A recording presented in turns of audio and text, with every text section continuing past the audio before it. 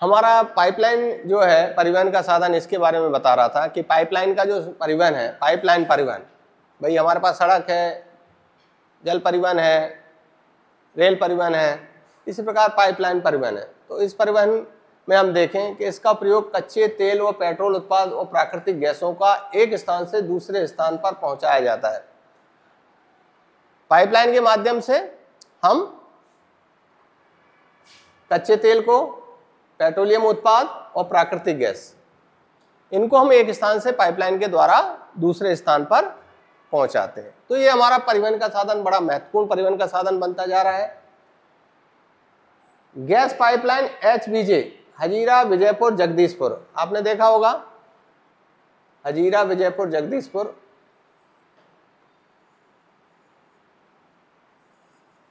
भारत में हमारा जो है गुजरात में हजीरा से विजयपुर होती हुई ये हमारा HBJ, ये पाइपलाइन जो मध्य प्रदेश से होती हुई चली जाती है। तो ये गैस पाइपलाइन है, इसके द्वारा हम प्राकृतिक गैस एक स्थान से दूसरे स्थान पर पाइपलाइन के द्वारा भेज रहे हैं। ठोस पदार्थों को तरल अवस्था में परिवर्तित कर पाइपलाइनों द्वारा ले जाया जाता है। ठोस अवस्था को तरल अवस्था में परिवर्तन, बहुत सारी चीजें ऐसी हैं जो ठोस में रहती हैं, उनको हम लिक्विड में बदलकर, ठोस को तो एक स्थान से दूसरे पाइपलाइन से नहीं ले जा सकते, लेकिन हम उसको लिक्विड में कन्वर्ट करके एक स्थान से दूसरे स्थान पर ले जाया जाता है। तो ये हमारा पाइपलाइन परिवहन है। परिवहन का महत्व तो यही है, अगर नहीं दे रखे हैं तो परिवहन का महत्व यही देखें। इसमें अगर महत्व देखा जाए परिवहन का, इस परिवहन का क्या महत्व है कि पाइपलाइन आपने एक बार बिछा दी तो उसमें मेंटेनेंस की आवश्यकता नहीं है। एक बार जो खर्चा हो गया पाइपलाइन को बिछाने में, उसके बाद, और ये पाइपलाइन कहीं खुली भी रहती है, ऊपर जमीन के अंदर भी रहती है और ऊपर भी रहती हो सकती है, जरूरी नहीं कि जमीन के अंदर ही अंडरग्राउंड हो। तो पाइपलाइन जो है, एक बार बिछाने में जो खर्चा आ रहा है इस पाइपलाइन में, यहाँ से कोई सामग्री अगर भेजी जा रही है तो किसी स्थान पर यहाँ इसकी प्राप्ति हो रही है, तो एक बार ये जमीन के अंदर बना दी गई है, पाइपलाइन बिछा दी गई है, तो इसको बार बार मेंटेनेंस की जरूरत नहीं, उसको पेंट कर रहे हैं, उसको निकाल के सफाई कर रहे हैं, ऐसा इसमें नहीं किया जाता है, इसलिए सक्सेस है। लीकेज वगैरह की कई बार समस्या होती है, तो जहाँ खराब होती है उसी जगह को सुधार लिया जाता है। कई बार पाइपलाइन में लीकेज हो गया या क्रैक्स हो गई, या कुछ ऐसे लोग होते हैं जो कह सकते हैं आतंकवादी संगठन पाइपलाइन को तोड़ देते हैं, विस्फोट कर देते हैं। विश्व में कई ऐसी घटनाएं भी देखने को मिलती हैं कि पाइपलाइन को उन्होंने क्या करा, बम के द्वारा, विस्फोट के द्वारा उसको तोड़ दिया, तो वो क्या होगा, पूरा यहाँ से ये सारा जो पाइपलाइन में जो भी खनिज तेल या जो भी जा रहा है उसमें आग लग जाती है। और वो, तो कहने का मतलब यही है कि पाइपलाइन का जो महत्व देखा जाए तो पाइपलाइन में एक बार बनाने के बाद बार बार जो खर्चा, जैसे सड़क में क्या होता है, एक बार आपने सड़क बनाई तो अगर उस पर देखेंगे कि कुछ महीनों बाद कहीं खड्डे हो जाते हैं, डामर की लेयर बरसात के द्वारा, देखा होगा सड़कें खराब हो जाती हैं हमारे देश की, अक्सर सामान्यतः डामर वाली जो सड़कें होती है अक्सर यही स्थिति देखने को मिलती है। रेल लाइन में भी देखें आप, लगातार निरंतर काम चलता रहता है, मेंटेनेंस चलता रहता है, कभी पटरियां बदली जा रही हैं, कभी गिट्टियों को सही करा जा रहा है, कहीं स्लीपर बदल रहे हैं, तो ट्रेनें अक्सर लेट हुआ करती हैं, कौशन लगा रहता है। तो ये स्थिति जो है यहाँ देखने को नहीं मिलती। केवल प्रारंभिक जो लागत इसमें लग रही है पाइपलाइन को बिछाने में, वही लागत रहती है। उसके बाद काफ़ी समयों के बाद, कुछ वर्षों के अंतराल के बाद उसमें कोई मेंटेनेंस या साफ सफाई की आवश्यकता होती है, जब भी उसमें किया जाता है, नहीं कि इसमें बार बार किसी प्रकार के धन की व्यय की आवश्यकता नहीं होती। तो सबसे बड़ा बेनिफिट यही है, इसका उद्देश्य। दूसरा,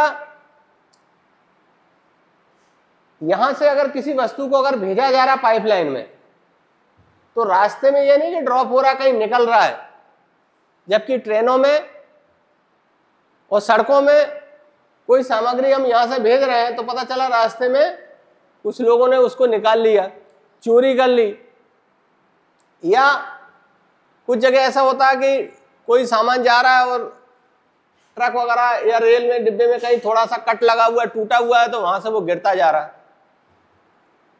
कई बार टैंकर होते हैं, रेलवे के टैंकरों में, उन टैंकरों से लीकेज रहता है, पेट्रोलियम पदार्थ या कुछ भी वो गिरता रहता है। तो इसमें इस प्रकार की कोई व्यवस्था ऐसी नहीं है कि लीकेज वाली, जिससे अपव्यय हो, मात्रा कम हो जाए, वही यहां से जितनी गई मात्रा उतनी मात्रा यहां निकलेगी। और दूसरे साधनों में क्या हो सकता है, संभावना हो सकती है, चोरी की संभावना हो सकती है, या कोई डैमेज हो गया तो उससे रिसाव हो गया, उसके कारण कमी हो गई। तो ये देखने को मिलता है कि माल में जो सुरक्षित है, सुरक्षित तरीके से वो पहुंच जाता है। समय, यहां आप सड़क परिवहन में देखेंगे तो हो सकता है कहीं जाम लगा और रोड खराब हो गई, बाढ़ आ गई, पानी आ गया, तो रास्ता बंद है, तो वो आगे बढ़ नहीं पा रहा। ये चूंकि अंडरग्राउंड है या कुछ भूमि के ऊपर भी है, तो इस पे ना तो धूप का, ना आंधी का, ना बाढ़ का, ना गर्मी का कोई प्रभाव नहीं पड़ता, और आसानी से जो है जिस तरल पदार्थ को हम गैसीय पदार्थ को भेज रहे हैं वो आसानी से पहुंच जाता है। तो ये इसके महत्व हैं। तो हम देख रहे हैं कि कंपेयर जब करते हैं कि एक परिवहन के साधन से दूसरा परिवहन के साधन कितना महत्व वाला है, तो हम उन्हीं संसाधनों का या उन्हीं परिवहन के साधनों का उपयोग करें जिससे हमारी देश की जो है सही स्थिति बनी रहे। नहीं तो क्या होगा, अनावश्यक देरी होती है सामान, लेकिन सारी चीजें नहीं भेजी जा सकती हैं। बस यही है कि इसमें हर तरह की चीजों को इसमें नहीं भेजा सकता है।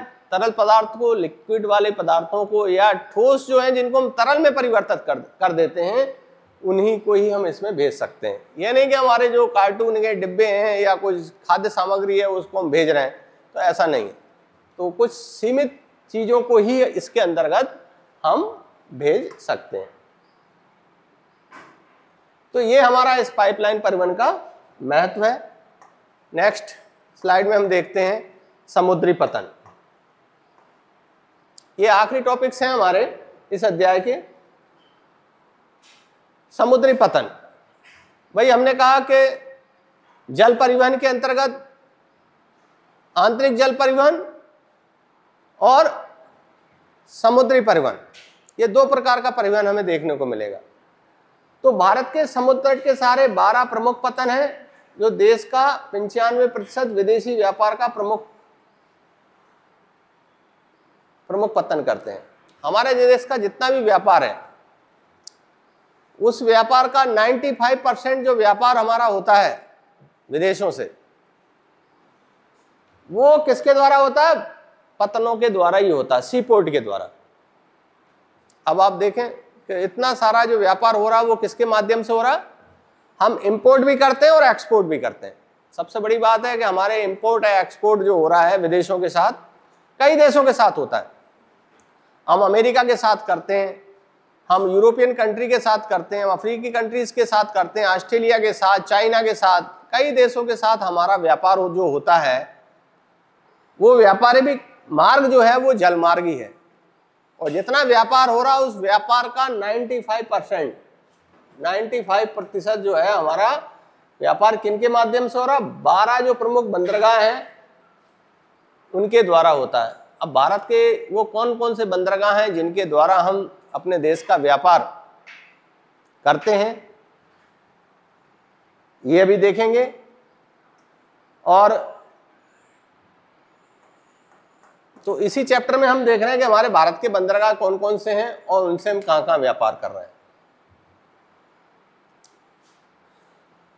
अब देखें कि भारत के पूर्वी तट पर और पश्चिमी तट पे कौन कौन से बंदरगाह हैं।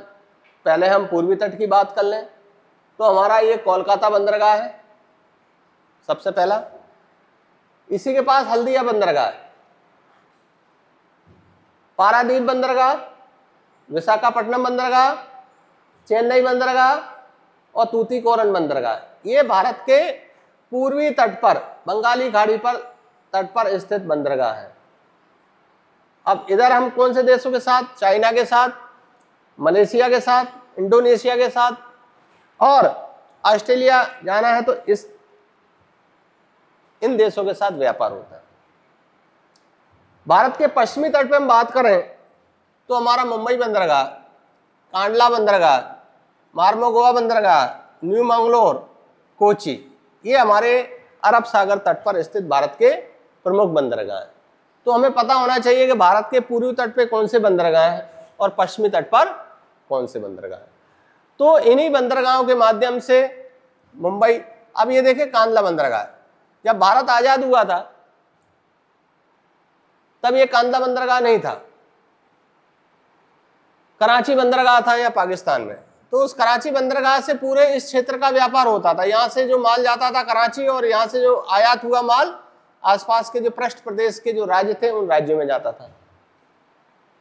अब चूंकि कराची बंदरगाह भारत की आजादी के बाद पाकिस्तान में चला गया, तो हमारे पश्चिमी भाग पर केवल मुंबई बंदरगाह बचा। तो ऐसे में इस क्षेत्र में बंदरगाह नहीं था, तो दबाव किसके ऊपर पड़ा? मुंबई बंदरगाह पे। तो मुंबई बंदरगाह पे जब दबाव पड़ा तो हमें क्या करना पड़ा? फिर कांडला बंदरगाह का निर्माण किया गया। तो कई बार प्रश्न आता है कि भारत की आज़ादी के बाद मुंबई पे दबाव बढ़ने के कारण कौन से बंदरगाह का निर्माण किया गया है? तो कांडला बंदरगाह, जो कि गुजरात में कच्ची खाड़ी पर स्थित है। तो ये भारत के जो बंदरगाह हैं, मार्मोगोवा कर्नाटक में बंदरगाह है, यहाँ से लोहे का सबसे ज्यादा निर्यात किया जाता है। कोची बंदरगाह भी है केरल में। चेन्नई जो है वो तमिलनाडु राज्य में स्थित है। ये कृत्रिम बंदरगाह है। कृत्रिम और प्राकृतिक का मतलब होता है, प्राकृतिक मतलब नेचुरल रूप से जो बंदरगाह है, लेकिन जो कृत्रिम होता है जिसको बनाया जाता है उसको अनुकूल व्यवस्थाएं नहीं है, लेकिन वहां बनाया गया। तो ये चेन्नई बंदरगाह। विशाखापट्टनम आंध्र प्रदेश का प्रमुख बंदरगाह है पूर्वी तट पे, और ये सबसे सुरक्षित और गहरा बंदरगाह है। और सबसे ज्यादा व्यस्तम या कहें सबसे ज्यादा आयात निर्यात जिस बंदरगाह पे होता है वो हमारा मुंबई बंदरगाह है।